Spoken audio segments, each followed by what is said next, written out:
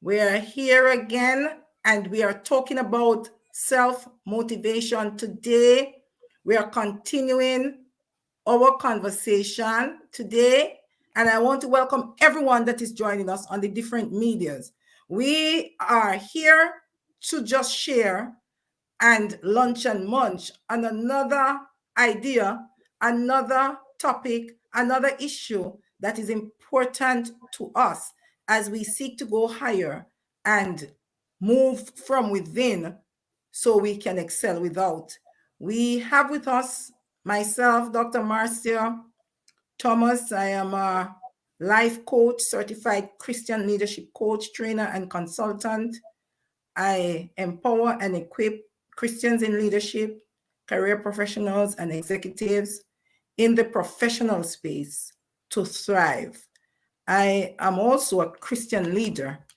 I have with me Dr. Howell, who is a master relationship coach and leadership coach, and also a trainer. He specializes in helping men to overcome and navigate their relationships personally and professionally and master them for their best interest and for the involved. We hope to go through without issues because some of us are experiencing bad weather. We want to start by asking the question, what would you say is self-motivation? How do you define self-motivation? Well, self-motivation for me is just the ability to initiate and to sustain your own drive and enthusiasm to achieve your goals, whether they are long-term or short-term goals. Self-motivation, as the name suggests, comes from within.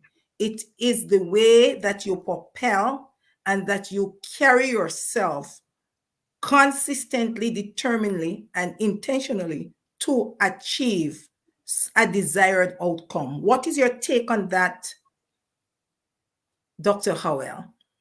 Yes, you covered quite a few of those points. Also, I'd like to talk about the internal drive to accomplish your goals. So the primary thing that you have to do is to have goals. Once you have those goals, then self-motivation pushes you towards achieving each one of those goals. And according to Tony Robbins, every one of us are born with some drives, something that makes us want to add something before we leave this world. And so whatever that is, if you hone in on it and you focus on it, then that is what we call self-motivation. So do you have the ability to find meaning in life and pursue purpose and get satisfaction based on what you have achieved? Do you have the discipline needed to persevere and keep going even when things get difficult, even when things get rough? Being able to self-start and not procrastinate and take action without people looking over your shoulder, without people micromanaging you, having the curiosity to try things new and know that, hey, even though I might fail, failure is just one of those many lessons that I can use to push forward and accomplish my goal in the end. So the end product, as I'm hearing you, of self-motivation is really being able to persevere through your challenges Yes. and improve yourself. That's really self-motivation, persevering through your challenges. So self-motivation is not external. It is, as we say, coming from a force inside of you. And if that is so, I am a little concerned because sometimes we get a little discouraged when life throws us curveballs. We might be tempted to give in. We might be tempted to give up. So how do I know? What are the signs that I'm lacking motivation? What are the signs that I'm lacking motivation? And if Dr. Brooks was here, I'm sure she would be saying one of the signs that you lack motivation is through procrastination, putting off the things that you usually like to do. You'll find that you are putting them off. You're not able to find the push or the pull to get them done. And you lack the enthusiasm that you usually have for doing the same task that you're now putting off. There, you're not finding any joy. You are not pushing forward to get it done. You are not interested anymore. And then there could be also the issue of reduce productivity. What you usually put out, you are no longer able to put out. You just don't have the interest. You are not finding the extra strength when you drill down hard. Sometimes too, lacking motivation, you want to avoid the task and you want to avoid the things associated with the task. And if it is in the workplace, you do not relish going to work. You feel a lot of tension when you're to move into your workplace. And then there is the negative mindset that comes with all of those feelings, where you are not motivating yourself, you are not propelled, there is self-doubt, there is negativity. Those feelings come across when you are not pushing, when you do not have that self-motivation. And the fact of the matter is, you can always lose self-motivation. You can. It depends on what you are contending with. It depends on what you have to be negotiating. And sometimes you might experience crisis after crisis after crisis and setback after setback. And that can drive you down. It can pull you inward, that you are now saying, is it worth it? If at any point you have these signs, or you buckle under the pressure, and rightly so, and you do not have the support group to keep you accountable and to pull you back up, then you might just be suffering from a lack of self motivation, and you're likely to linger there. Do you want to add anything that I have missed, Dr. Howell? You did And not miss anything. I just want to highlight a couple of things that you touched on slightly. One of the things that you touched on is the fact that if you're lacking motivation, you tend to look for extrinsic motivators versus the intrinsic motivators. So you look for others around you to boost you up, to encourage you, and to motivate you. And I believe we all go through that from time to time, and we all suffer from that from time to time. The key is when you lack it consistently, when it becomes a part of your personality, when it becomes a detriment to your progress in life, that's when it is an issue that needs to be addressed, either with more support professionally or, whatever you might need to do. But if you find yourself quitting a lot, if you find yourself wanting to give up after you fail, or if things are difficult, that is a sign that you are having some issues with self-motivation. very much so. Excellent point. For those of you who are just joining us on whatever media, we love to hear from you. And we also want you to know that we are discussing today self-motivation.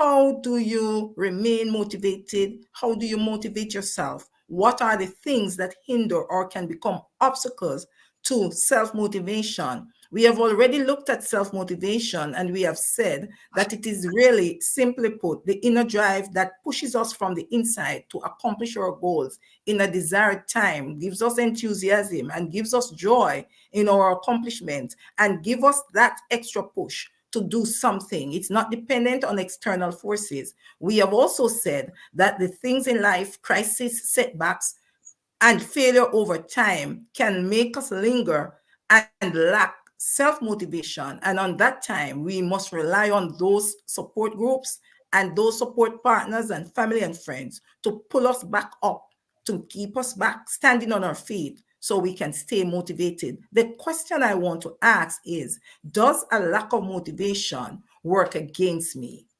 Does a lack of motivation work against me, or can it also work for me? That's another side of the question that I might want to hear how you would address that. Okay, well, I'd like to bring to the listeners' attention something that we're all common with. We've seen a baby struggling to walk, and nobody ever stops that baby from getting up and trying to walk. Nobody says, "Oh, you fell down too many times. Let's stop doing it. We'll just buy you a wheelchair and we'll wheel you around for the rest of your life. People are born with that intrinsic drive to get up and do things, to move. Matter of fact, if you see a baby that's not trying after it reaches a certain amount of months, you will go to the doctor to find out what is the delay, what is the problem that's stopping this baby from trying to crawl, trying to get up, trying to walk, and then trying to run.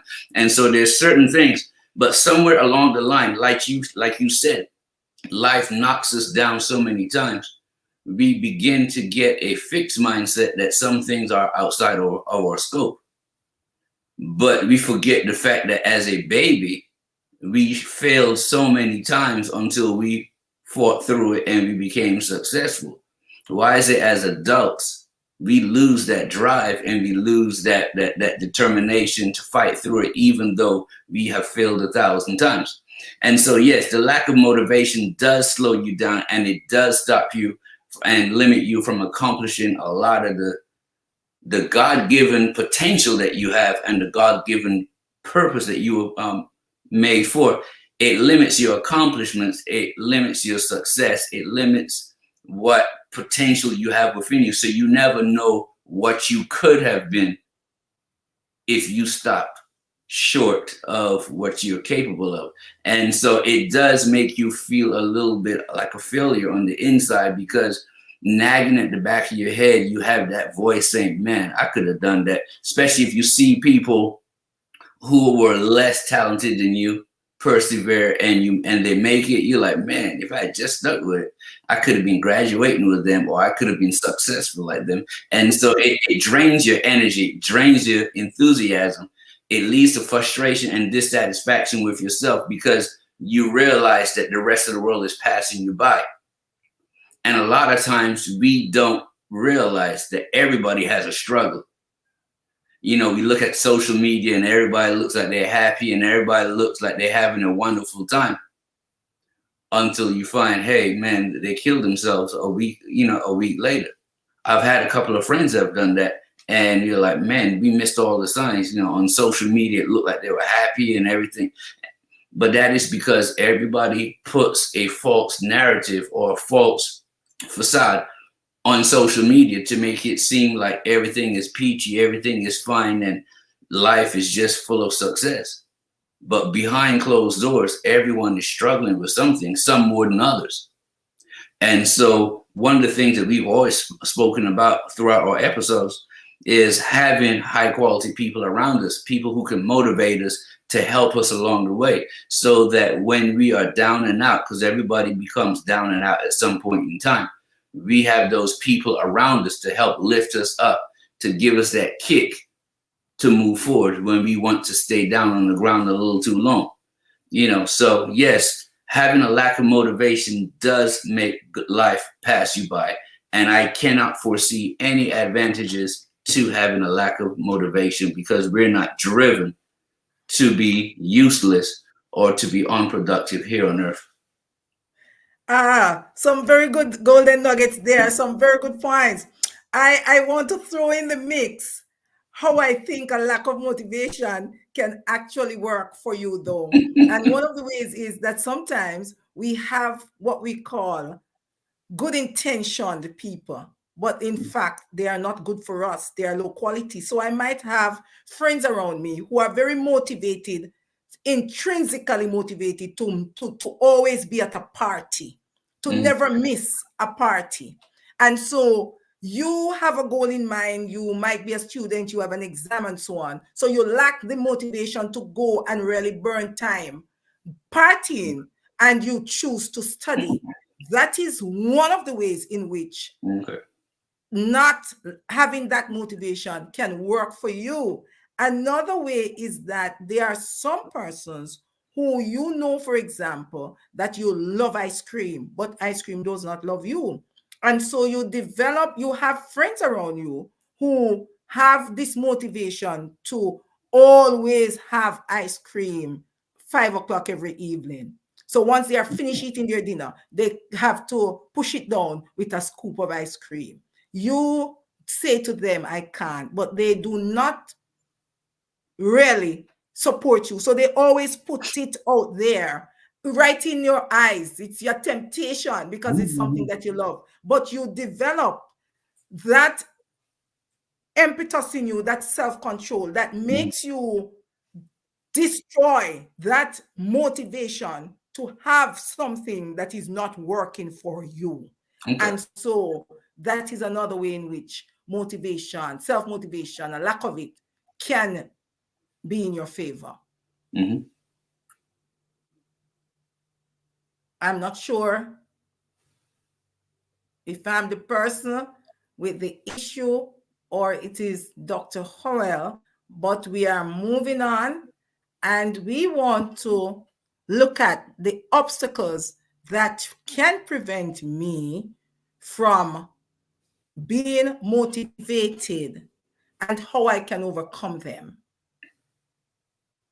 The first thing is that sometimes we become very motivated. We are very motivated, but there are some obstacles in our ways that we need to clear. And one of them can hinder our progress and can prevent us from accomplishing our goals because we do not understand exactly what it is that we ought to be doing and how we are to do it. So we might understand a portion of it, but we do not understand the next section. And that in itself can make us, our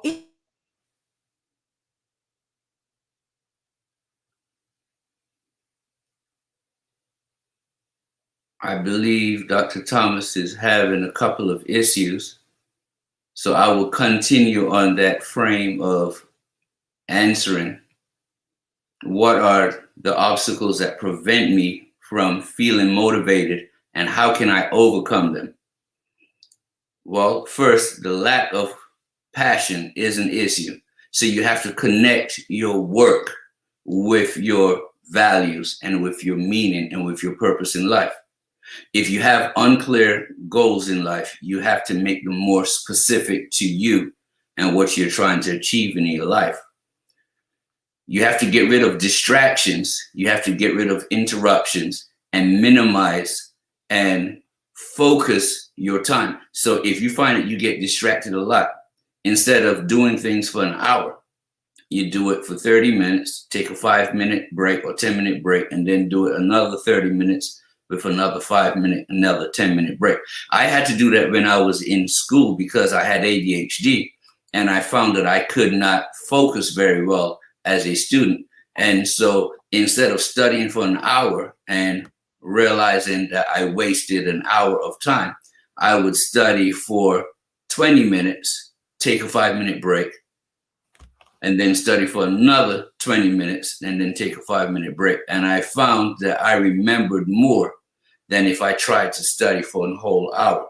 And so you cannot allow things that are negative in your life to distract you and stop you. You have to find a way to persevere and find solutions to those problems.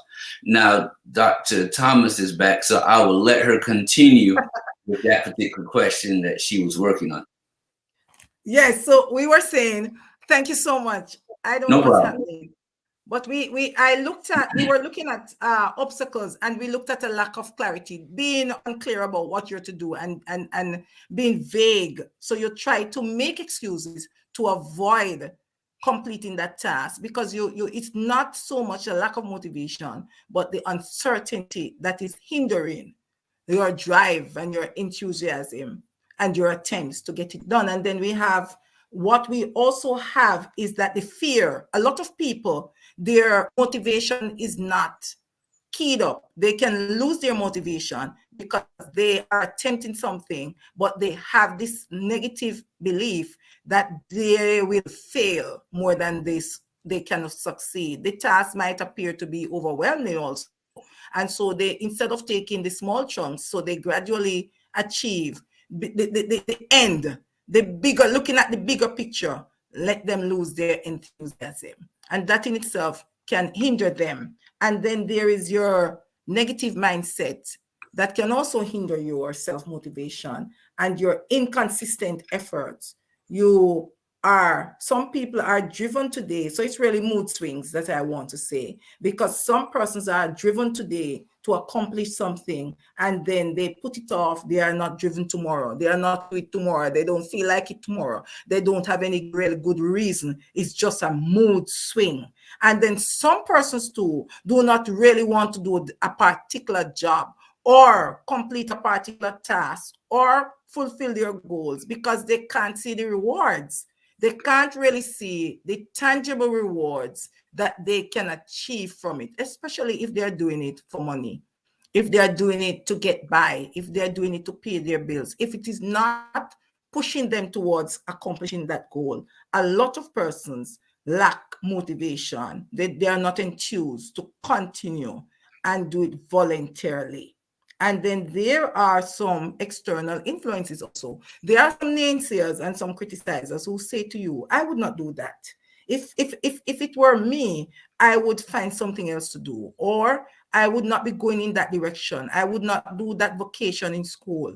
I don't see how that will benefit you. And because you listen to these persons who appear to be supportive and good intention, you do not, you sell out, you set out because there's a story to sell your horse, and in the end you throw your horse in the river because there are so many voices saying that your idea is not such a good one, that you lack the motivation. And as you said before, you do not fulfill your God-given assignment or your purpose because you gave your passion to someone else and they misuse your passion and cause you to lose your enthusiasm. So I want to ask you, Dr. Howell, I want to ask, if that is the case, can my personality influence my self-motivation? Can my personality influence my self-motivation? Can it?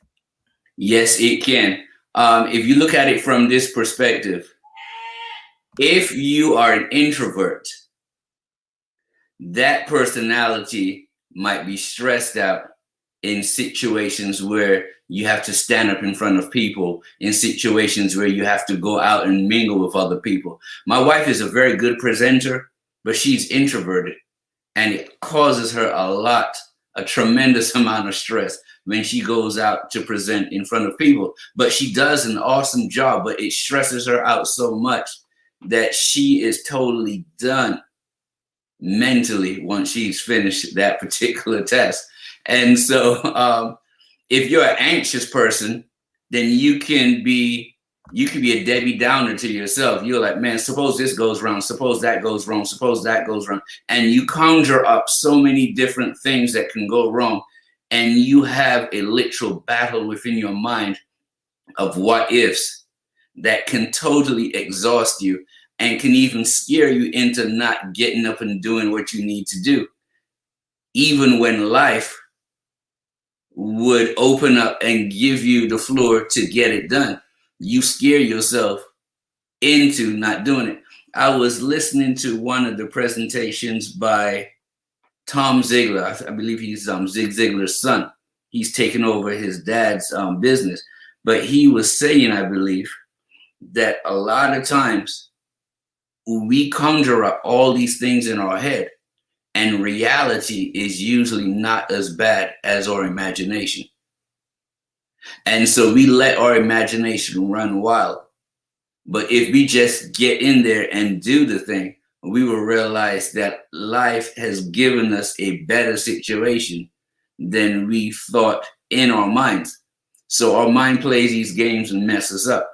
If your personality is one that is easy to boredom, or if you easily get bored, then that can manifest itself into a lack of productivity. So one of the things you can do is to vary your test.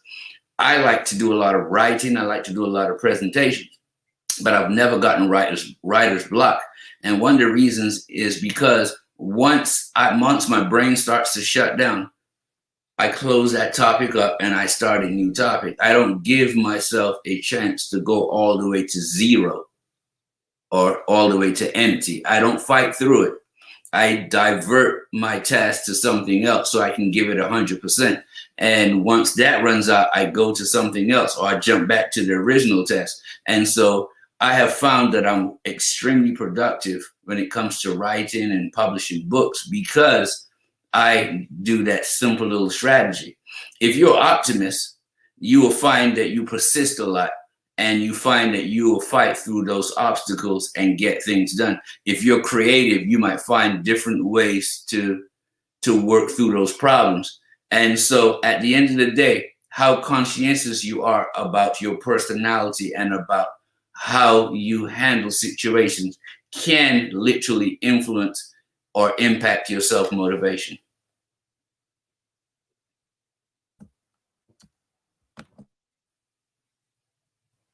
Excellent points there. Very excellent. So you're saying our personality does influence our motivation. So those who Yes. are on the introverted side are not naturally enthusiastic and they tend to worry. Very good point. And then the extrovert has a little more drive because his or her personality propels him to attack tasks in a more Mhm. confident and a more reassuring way because of the personality type. So let's look at the perfectionist. The perfectionist might become very demotivated if things don't go the way that they want it to go, if something is out of line. And that can cause the perfectionist to become very morose and lack motivation also. Then there is the critic, very critical of self. And that person can also be affected because of by a lack of motivation because they become too critical and then they said, let me just give it up. I'm not going to continue. And so that in itself can also affect when we are too critical on ourselves, we can lack the motivation. When we put great or extra expectations on ourselves, we are not practical enough, we don't reach out enough to face the realities, and we are overconfident in ourselves, we become very critical when we do not achieve the things we want to achieve. And that's why it is said we are really to have smart goals. And for this reason, we sometimes reduce our motivation because our expectations are too unrealistic or too high. I just want to apologize to those who are online who are hearing us for the glitches in the internet. We are having bad weather, and for that reason, sometimes the wind and so on alters the internet connectivity, and that is a problem. But we are hoping that as you are going, you're hearing, and that you are actually benefiting from this discussion. The next two questions that we want to ask as we begin to wrap up, and those who are just joining us, we are looking at self-motivation, how we can be hindered, how we can hinder ourselves, what it really is, and the external factors that impact motivation that is from the inside, and the way our personality can impact or influence our motivation and the obstacles that can be met. So we have gone that far, and we are now wanting to ask the question, how can I increase my motivation for whatever reason? If my personality prevents me from staying motivated, if it is external issues in my workplace, if it is naysayers, if it is the negative thoughts that I might have about myself, if it is self-doubt, if it is a lack of clarity or unpreparedness, if it is just my environment, what can I do to increase my motivation? Let me hear your take on that, Dr. Howell. Thank you. One of my pet peeves are when people are trying to follow trends. When everybody found out that there's a vast future in computers, the whole world jumped into computer engineering and computer programming and everything. When you hear that this particular job is going to be giving a lot of money away, for example, gaming. So many people want to get into gaming because there's a lot of money in it. Not because that's what they were made to do, but that's because it seems like an easy way out. And so now we have this social media thing where everybody's trying to be a Facebook star. Everybody's trying to be a TikTok star. And that's because they are trying to chase that money. So what I want to say to you is this: if you find work or if you find things that align with your values, your interests, and your strengths, you will find that it decreases motivation versus chasing careers because of money, chasing careers because of fame. If you if you if you align yourself with smart goals, and I like to say stretch goals. Stretch goals are goals small enough to hurt, but not enough to break. And so you stretch yourself into change. You stretch yourself into self-development. And so a lot of times we as individuals want to do an about 80 or 80-degree change, but we don't have the resources to do it. So what we're saying is if you do a stretch goal, you just go slightly outside of your comfort zone and stretch so that change takes place. And then once you get used to that, then you stretch again until you get used to that. And eventually you will have your 180, but you would not have broken yourself in the process. And so another thing you can do is focus on progress and growth rather than perfection. You talked about perfection. And the thing about perfection is this: that should never be the goal. Because as human beings, we are flawed, even in our thinking. And so if you're chasing perfection, you will find that you're always nitpicking, you're always fine tuning, and you're never getting something fully finished. And even when you finished it and people are elated with it and impressed with it, you have so much self-doubt and so much negativity about it, you can't even enjoy the success that you actually have experienced. And so that is another thing that we look at. You have to make sure that you do not chase perfection, but you must challenge yourself. You cannot say, well, there's no such thing as perfection, so I'm just going to do this half done. No, you still challenge yourself. You still push yourself forward. You still surround yourself with people who can motivate you and push you to be the best version of yourself.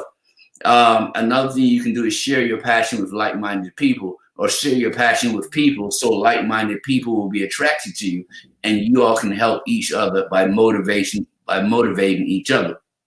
And then last but not least, you recognize the achievement and efforts of yourself, and you take that energy and you put it into helping others and helping yourself become better. So yes, if I help 20 people today, I want to help 22 tomorrow. And I always want to be pushing forward, with not breaking myself, because obviously you can only help but so many people at a time. But as you improve, then you should share more. There is a story about Oprah, I believe, that got sued, and she was getting sued for an astronomical amount of money. And they said to her, well, how do you feel about getting sued for this astronomical amount of money? And she said, I feel blessed. Why?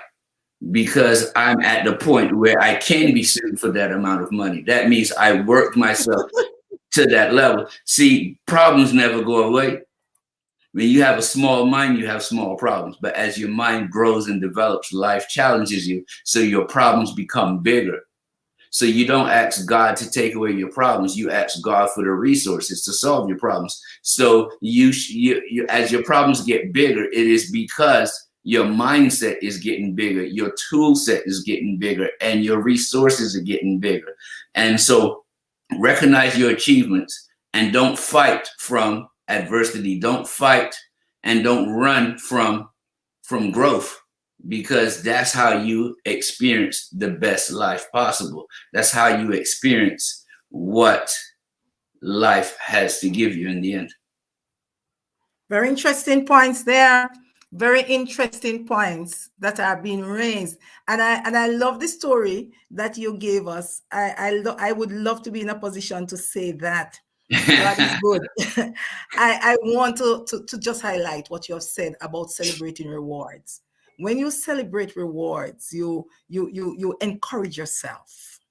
you nurture yourself, and you motivate yourself because you are telling yourself that you are making progress, you are achieving. And so celebrating small wins and rewarding yourself for these small wins are very great ways that are not costly at all to motivate yourself. I love that very much. And also, you have said that we must remember to set goals. Very good. You have to set your goals, but goals must be manageable. They must be Mhm. your own goals. You are not to be comparing yourself with others and wanting to do what others are doing. You must seek and know what it is that you want. You must ask yourself some questions too. What will I do today? What do I need to do today to get nearer to my goal? And who can I help? And who can help me to take me nearer to achieving my goals? And so those quality persons that you must have and those high definition quality supporters that must be around you, you will pull towards them because you will not waste time with those who cannot help you to achieve your goals. If you want to stay motivated, you Mhm. cannot be with persons who are taking you nowhere. And you cannot help persons to be motivated and stay motivated if you are not motivated. So those are solid points that we want to do, and do manageable things. Take your time to do what it is you need to get done. Know what you can't do and what only God can do, and ask him also, and help him to put those things in perspective, because there are some things that are well within your reach, and there are other goals that you have that you would need some divine intervention to put you in the right destiny helper's hands. So you must know, as you motivate yourself, what it is that you can do and what it is that it is only God that can do. As you unite your physical strength and your abilities with the divine one, then you will remain motivated. You will stay in your zone because you realize that you have a constant support and guide that will help you even when it gets difficult or it gets challenging. As we end, we want you to remember that self-motivation is what it is. It is self. You need to encourage yourself. You need to motivate yourself. And so, is it, as we finally wrap up, we want to wrap up by answering the question, is motivation crucial to my success? Is motivation crucial to my success? I want to hear your wrap up points as you wrap up, Dr. Howell. Include that in your answer as you wrap up. Is motivation crucial for my success? Well, I'll be very succinct with my answer. Yes, self motivation is very crucial to success, because without self motivation, you're not going to plan properly, you're not going to implement properly, and you're not going to inspire people properly. And so you're not living your God given purpose, and you're not reaching your God given ability. I'm done. Powerful. And I don't think I have much more to add than just to sum up what you have said, to say, if you are not self-motivated, you will remain a follower. You will never be able to lead yourself. You will always be led, and you will never be able to be the master of your own destiny. God expects us to lead ourselves. He has given us enough to motivate us. He has given us our talents. He has given us our abilities. And he wants to place us at the right places at the right time. Stay motivated. And so we end and we say, it was very nice having you. We hope you benefited, and we look forward to having you next week, Friday, at the same time with a better internet connectivity, because we are praying and we are staying motivated that we will have good weather. I was with Dr. Howell, our master relationship coach, leadership coach, and also a trainer specializing in helping men to navigate their relationships successfully in their professional and personal space. I am Dr. Marcia Thomas, certified life Christian leadership coach, trainer, and consultant. I equip Christian leaders, executives, and career professionals to strive in their professional space. Thank you for sharing with us. Thank you for listening. And we hope that you have a very good weekend. Bye. Bye, everyone.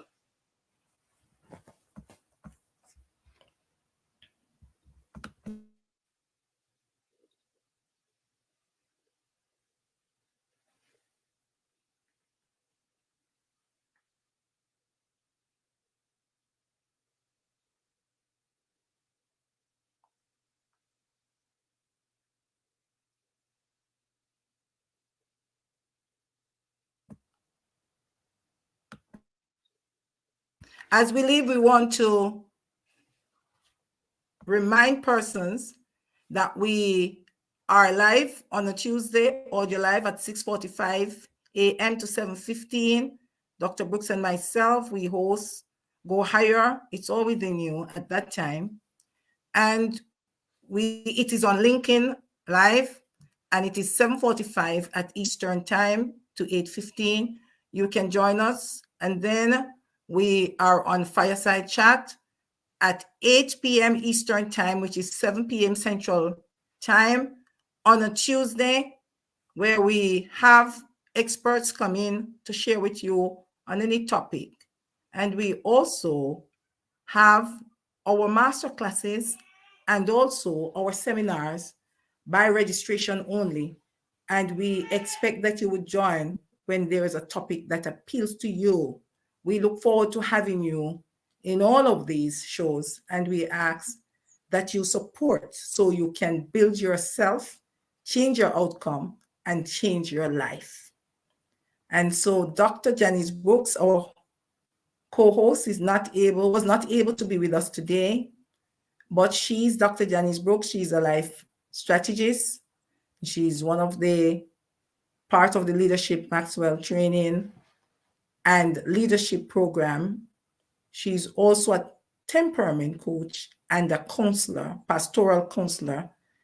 And she is also someone that works with us and singly as we collaborate on some of our projects. And so we are in the business of building lives and changing outcomes, improving relationships, and allowing persons to navigate their own path and become their best self. If you need our services, you can connect with us at drtpmotivate2.com, drjanicebrooks.com, and drseafordhowell.com. Am I correct, Actually, Dr. it's Howell? not Dr. Siegfried, it's just Siegfried Howell. seafordhowell.com. Yeah. We are looking forward to hear from you. We are here to help. We are willing to help, and we are very prepared to help. We have the training and the expertise. We have the compassion and the empathy, and we have your best interest at heart.